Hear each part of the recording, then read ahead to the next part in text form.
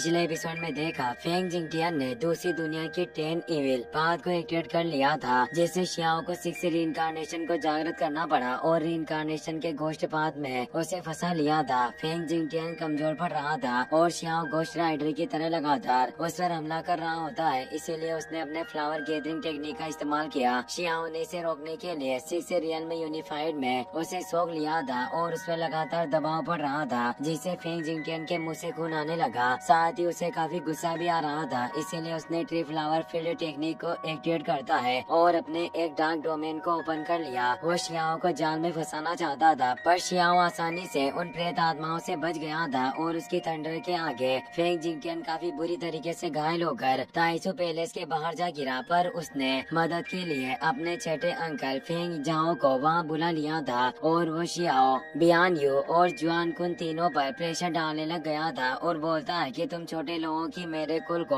परेशान करने की हिम्मत कैसे हुई। शियाओ बचाव करने की कोशिश करता है, पर उस प्रोटेक्शन बैरियर को तोड़ देता है और उन पर काफी ज्यादा पावर डालने लग जाता है। बियान्यू हैरान हुई कहती है कि आखिर इसके अंदर इतनी फियर से डार्क पावर कहाँ से आई होगी। शियाओ सोचता है कि ये इविल पावर बिल्कुल दूसरी दुनिया के उससे इविल जीव के द्वारा कंट्रोल किए गए उन लोगों की तरह है। फेंग जाओ अब उन तीनों के पास आ जाता है। वो बियान्यू के करीब जाता है और उसे कहता है कि पास्ट में अक्सर तुम मेरे साथ खेलने के लिए आया करती थी, क्या अब तुम्हें ये अंकल पसंद नहीं है जो तुम मेरे कार्डमम फेरी आइलैंड पर सालों से नहीं आई और मेरे पीठ पीछे 3 इमोर्टल एनर्जी स्ट्रेंथ की खेती की। ये कहकर वो उसके सेंट की स्मेल लेने लगा। बियान्यू कुछ नहीं कर सकती थी, पर जुआन गुन को यह सब बिल्कुल भी अच्छा नहीं लग रहा था। वो बोला उससे दूर रहो और अपने थंडर पावर के साथ फेंग जाओ पर अटैक करता है, पर फेंग जाओ ने अपने हाथ से ही उस एनर्जी को अपनी बॉडी के अंदर एब्जॉर्ब कर लिया। उसके आंखों में डार्क एनर्जी साफ झलक रही थी जो सभी चीजों को निगल सकती थी, पर अभी भी वो शियाओ को पहचान नहीं पाया था। शियाओ के अंदर अजीब सी फीलिंग होने लगती है। जांग फेंग अब जुआन कुन की तरफ बढ़ा और बोला कि तुम्हारे पास भी 3 इमोर्टल एनर्जी स्ट्रेंथ मौजूद है और काफी स्ट्रॉन्ग बॉडी है, मेरे लिए ये काफी टिकाऊ हो सकती है, इसीलिए तुम भी मुझे काफी पसंद आए। तुम तीनों एकेडमी के डिसिपल फूल की कलियों की तरह हो जो काफी ताजा और रसदार है। आखिर तुम मेरे आइलैंड पर क्यों नहीं आए? विंड ट्राइब हमेशा टैलेंट की कदर करता है, भले ही हमारे तरीके अलग हो, पर मेरी पावर काफी ज्यादा है। और वो एक डार्क सरपेंट से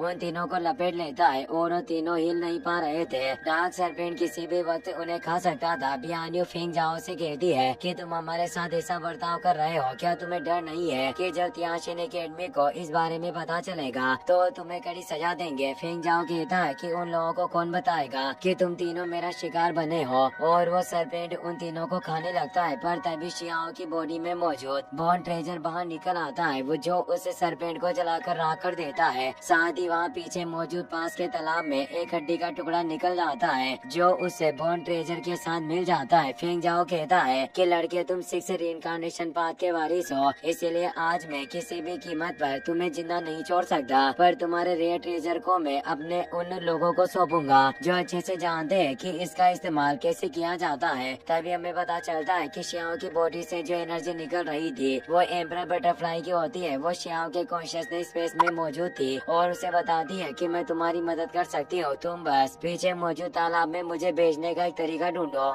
शियाओ जानता था कि उसका सामना नहीं कर सकता, इसीलिए उसे उकसाने के लिए बोलता है कि तुम मेरा कुछ नहीं बिगाड़ सकते। तो फेंग जाओ अपने इविल फ्लावर लोटस को एक्टिवेट करने लगता है जो उसका विंड सोड 3 फ्लावर डोमेन था। वो हंसते हुए कहता है कि तुम बस छोटे से चूजे हो। इस पावर के एक्टिवेट होने से ही पूरा पैलेस हिल रहा था, आसपास की जगह नष्ट हो रही थी और अब उसने अपने इस रियल्म के स्टार फॉलिंग मूव को एक्टिवेट कर लिया था, जिससे मीटेरोइड नीचे गिर रहे थे, पूरी जगह आग में झुलस रही थी। साथ ही जांग फेंग हंसते हुए कह रहा था कि लड़के अब तुम्हें अपनी औकात पता चलेगी। शियाओ उन दोनों के साथ तेजी से पीछे जाता है। बियान्यू कहती है कि हम बचने के लिए भाग कर नहीं जा सकते, पर वो तीनों तालाब के पास आ गए थे और तीनों अपनी पावर से उन बॉन्ड ट्रेजर को पावर देते हैं, जिससे वो उन मेटियोर अटैक से बचने लगते हैं। शियाओ एम्परर बटरफ्लाई से बोलता है कि ये बिल्कुल सही वक्त है, जल्दी से बाहर निकलो। एम्परर बटरफ्लाई जल्दी से बाहर निकलकर उस तालाब के अंदर चली जाती है और तालाब के अंदर से काफी तेज एनर्जी के साथ एक कोकुन बाहर आता है, क्योंकि उसमें एक एशियन बटरफ्लाई की बॉडी यानी लाश मौजूद थी, जिसे अब एम्परर बटरफ्लाई ने जागृत कर दिया होता है। फेंग जाओ भी समझ जाता है कि ये एक प्राचीन अमर जीव की लाश है जो शियाओ को प्रोटेक्ट पावर को बढ़ा रही थी। इसीलिए फेंग जाओ कहता है कि तुम्हारे तुम्हारे सारे तरीके व्यर्थ है। देखता हूँ कि तुम कितने लंबे समय तक मेरा विरोध कर पाते हो।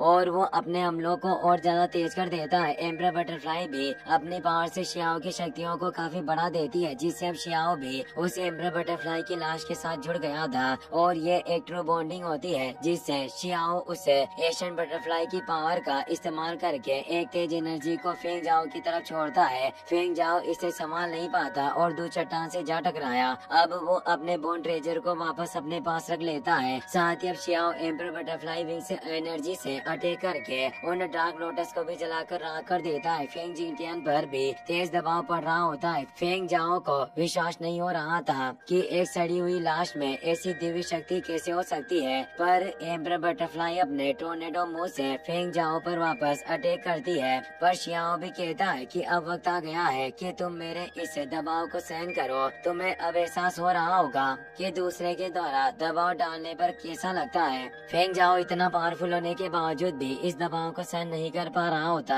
और वो बुरी तरीके से घायल होने लगता है। वो जानता था कि वो बच नहीं पाएगा, इसीलिए वो कहता है कि दूसरी दुनिया से तबाही आ रही है। अब तुम में से कोई भी नहीं बच सकता। तुम सभी भी जल्दी मेरे साथ दफन हो जाओगे। और उसकी बॉडी नष्ट हो जाती है, पर उसकी आत्मा वहाँ से जाने लगती है। शियाओ ने एम्पर बटरफ्लाई की पावर से उसे पकड़ लिया और दबाकर राख कर देता है। फेंग जिंटियन काफी डर गया था और वहाँ से भागने लगता है, पर शियाओ एक एक करके चारों तरफ अपने रीइंकार्नेशन बात को एक्टिवेट कर देता है, जिससे वो भाग नहीं पाता। और वो कहता है कि अब तुम कहीं भी नहीं जा सकते और वो अपने पात की पावर से उसे नष्ट कर देता है। पर उसके अंदर से एक जेट टेबलेट निकलता है। शियाओ कहता है कि मैंने विंड कबीले के उस मास्टरमाइंड को मार डाला जिसने मुझे मारने की साजिश रची थी, और अब उस युआन किंग और उसकी गैंग की बारी है। उनमें से कोई भी जिंदा नहीं बच पाएगा और वो उस जेट टोकन को भी नष्ट कर देता है। पर अब वो पैलेस पूरी तरीके से बर्बाद होने लगता है। चारों तरफ से पत्थर गिर रहे थे। बियान्यू और जुआन कुन वहाँ से बाहर भाग जाते हैं, क्योंकि अब इस अंडरग्राउंड पैलेस में रहना खतरे से खाली नहीं था। एम्बर बटरफ्लाई शियाओ को बताती है कि यहाँ पर तालाब में जो बॉडी मौजूद थी वो मेरे